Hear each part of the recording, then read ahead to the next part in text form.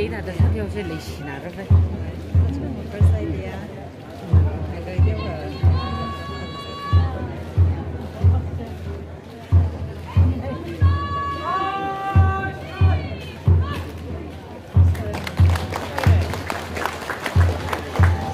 Come se lo camminavo di lì scina.